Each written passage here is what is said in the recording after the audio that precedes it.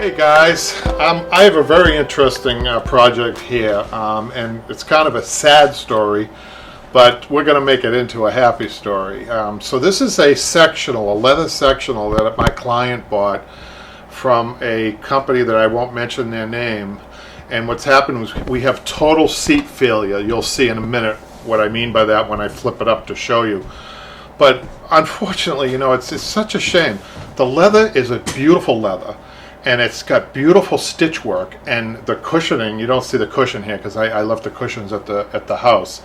But everything looks great about this, and everything was great about this. And after 7 years, they had a total seat failure because, if you've seen my other videos, you know that I'm a big believer in coil springs. That doesn't mean that all manufacturers have to use coil springs.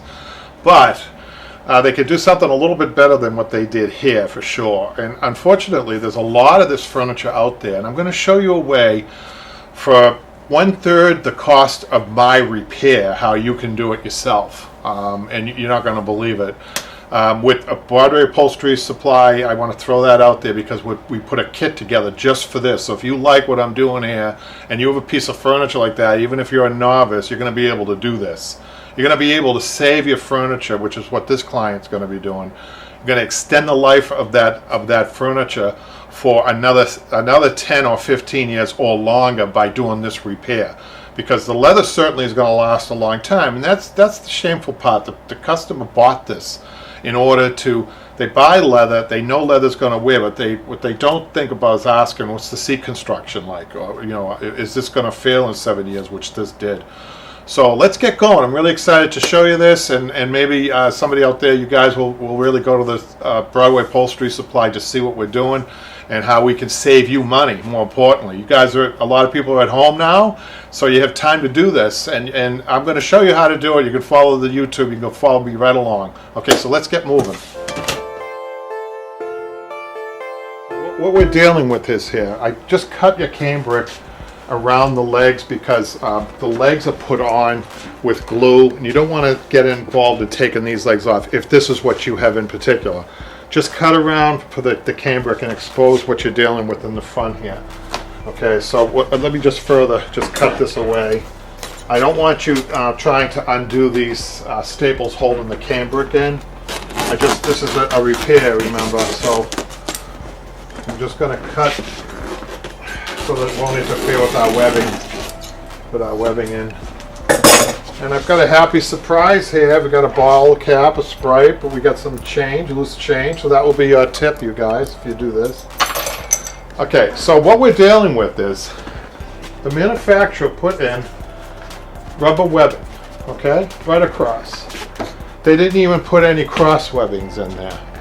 It's really not enough at all to support the weight of a normal adult over the course of what you're expecting out of your furniture, a life expectancy of at least 15 to 20 years. At least that's what I would want if I purchased this, okay, at least that.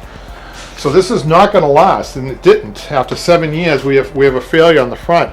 It's ripped on one side, so it's coming this way. So I promised the client that my repair is going to extend the life of this. So let's get going. So what you're dealing with is a cavity here. So what you need to do is, the correct way, I should tell you guys, if they wanted to spend a little bit more money, but the homeowner's not going to be able to do this, is to remove all the leather and go from the top. That's the proper way. That's how a professional would do it. And then tackle the seat with at least some cross webbings, at least. And I would feel a little funny about using rubber webbing. I probably would use my jute webbing, which I'm about to show you. I'm going to use on the bottom. But that would be a repair that most people are not going to pay you for.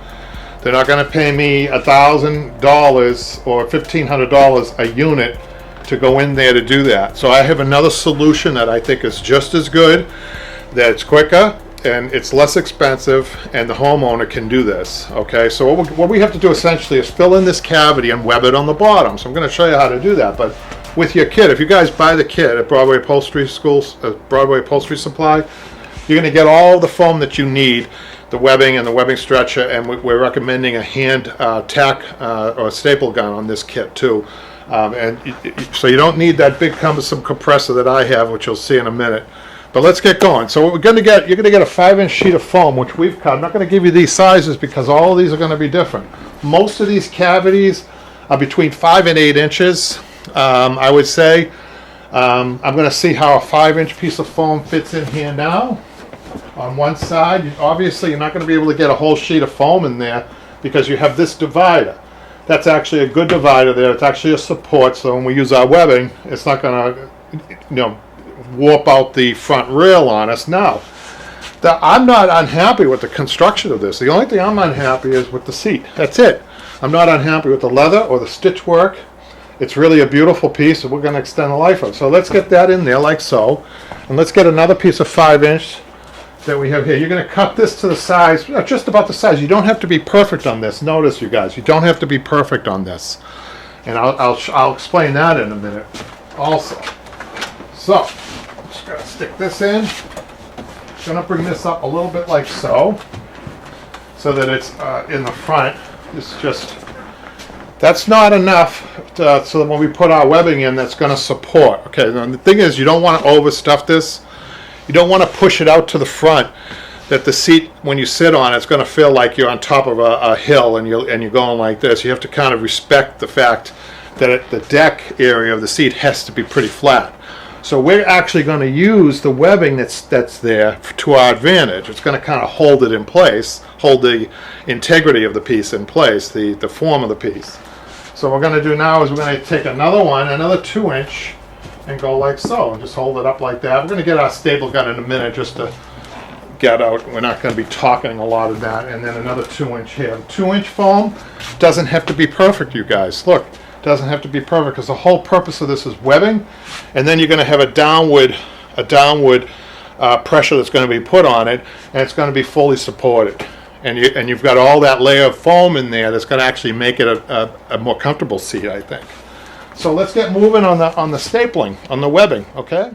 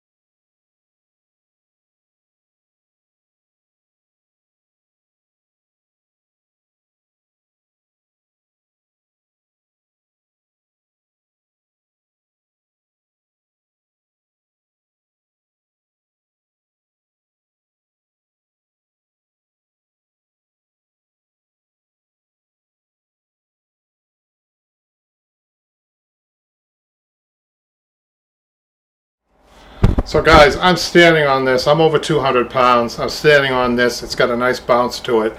If I was standing on it before I repaired it, my feet would be on the floor right now. This was ready to collapse. So there you go. What a beautiful repair this ended up being. It actually is better than it was new. So I hope that you guys realize how much money you could save. I'm talking to my customers, I guess, more than anybody, which is crazy. But you could do this for a fraction of the cost if you have any type of know-how at all. I think most people can do it with the instructions I give. So good luck with it, and I'm glad you tuned in. Thank you.